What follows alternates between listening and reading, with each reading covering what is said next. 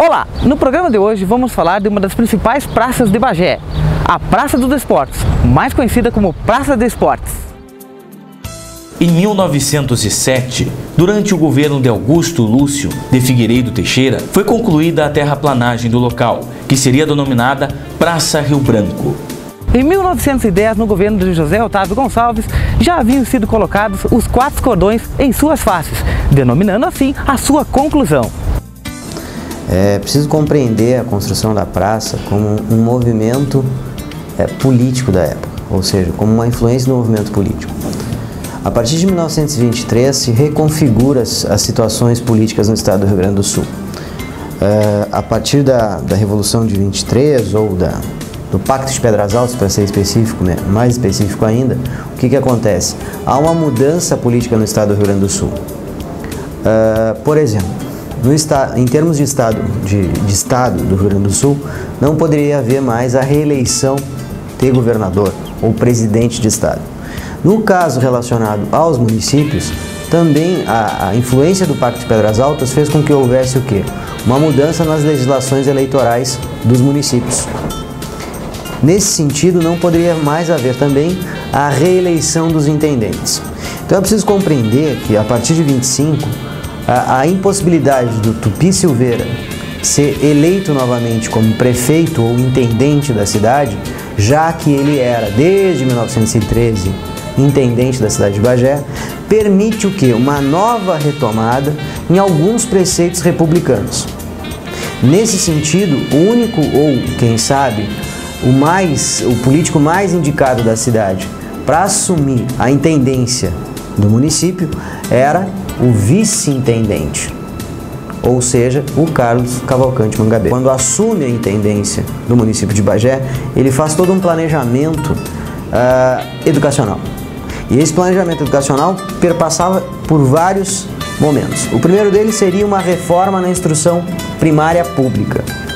Ele cria, em 1925, em maio de 1925, o primeiro regulamento das escolas municipais. Até então não haviam regulamentos que determinassem o que era feito nas escolas públicas. Então vejam, existem 3 momentos, então, a questão da instrução primária pública, a instrução secundária e a instrução artística.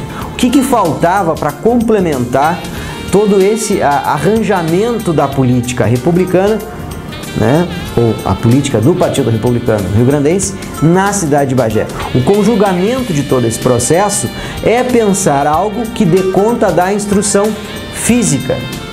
Para quem? Para crianças das escolas municipais e para crianças das escolas secundárias ou as escolas particulares ou privadas. Nesse sentido, então, o Carlos Cavalcante Mangabeira, ao assumir a prefeitura, em 1925, já diz no seu relatório de setembro de 1925, dizendo: criaremos na cidade a primeira praça de jogos infantis.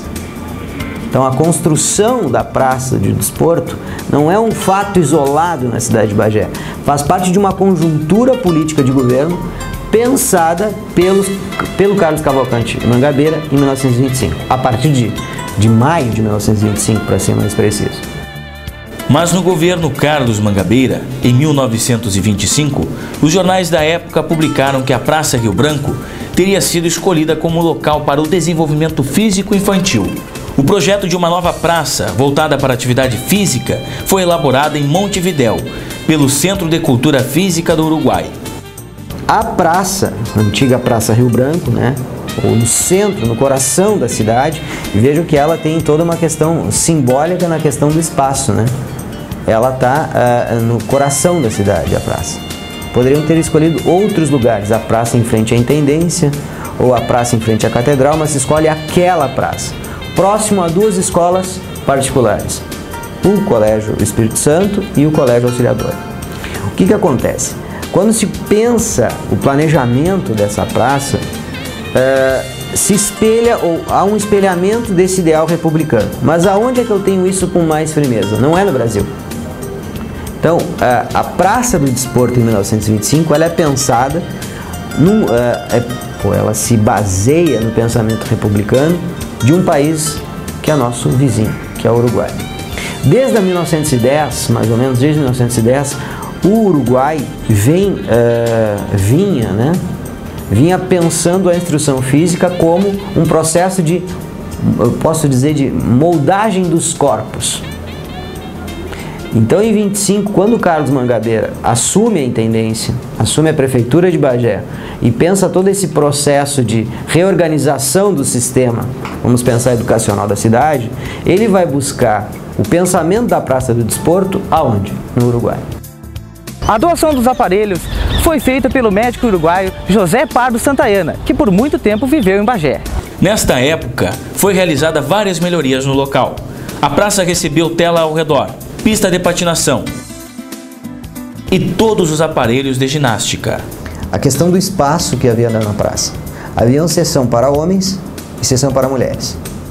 E era extremamente ou estritamente proibido a entrada ou a circulação de homens no espaço da mulher e mulheres no espaço dos homens. Então existia toda uma questão de regras de conduta, regras de civilidade, regras de ética. Vamos dar outro exemplo. Era proibido cuspir no chão. Tinha um regulamento, um item que dizia: é proibido cuspir no chão, é proibido fumar dentro da praça, é proibido ingerir bebidas alcoólicas na praça. Eu pensava, mas por que tudo isso? Alguns historiadores uruguaios que trabalham com essa questão da criação das praças dos desportos dizem: isso nada mais é do que fazer a questão das regras de conduta, civilidade e moral dentro das praças. Então havia na Praça do Desporto um professor de instrução física, que era o diretor técnico da praça, né? Ramon Tejador, que era um uruguaio, contratado pela Intendência de Bagé, do Centro de Cultura Física. E quem pensou todo esse regulamento foi o Amador Franco, que também era um professor de educação física formado pelo Centro de Cultura Física do Uruguai. Então, quando eles pensam isso, então a gente tem que entender o seguinte, que existiam regras de comportamento. Por exemplo, para práticas de desportos, né? E por que a praça não é praça do esporte? Porque as praças do Uruguai são chamadas praças de desportos. Então é por isso.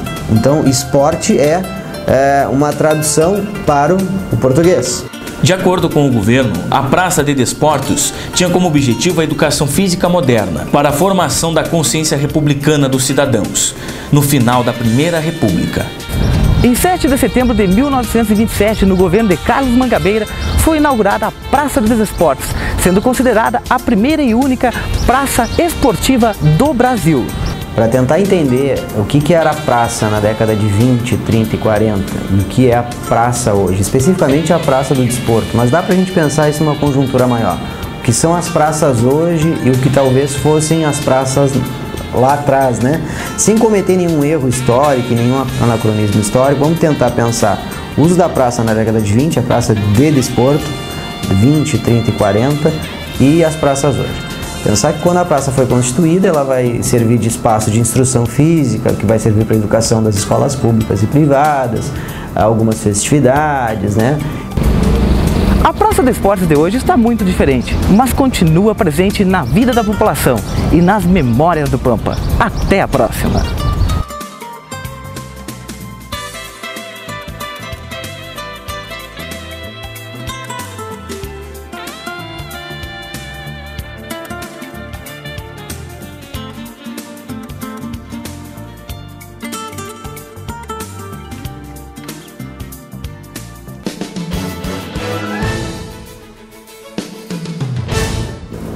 Olá, boa noite. Você sabe quem governou Bagé? Quem foram estas personalidades e quais foram os seus feitos?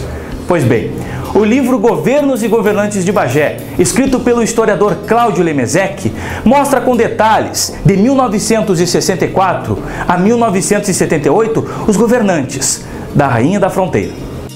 A obra é a continuação do livro com o mesmo nome, escrito pelo historiador Tarcísio Taborda, que relatou os primeiros governantes de Bagé, desde o tenente Pedro Fagundes, que em 1811 foi ordenado por Dom Diogo de Souza a cuidar de seus soldados, que deixou por esta região, que pouco tempo depois se tornaria Bagé. No livro de Lemezec, inspirado no de Tarcísio, São abordados relatos, desde o intendente Luiz Maria Ferraz, em 1964, período em que eclodiu a ditadura militar, até o prefeito Camilo Moreira, que foi sucedido no mesmo ano, em 1978, por Luiz Simão Calil. A obra de Lemezec relata a história de um período da política brasileira em que os militares governaram o país. A ditadura militar trouxe opressão, conturbação política e descontentamento da população.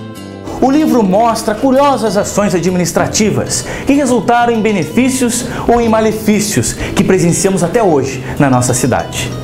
O livro Governos e Governantes de Bagé, de 1964 a 1978, foi a nossa dica de leitura de hoje. Uma boa noite e uma ótima semana.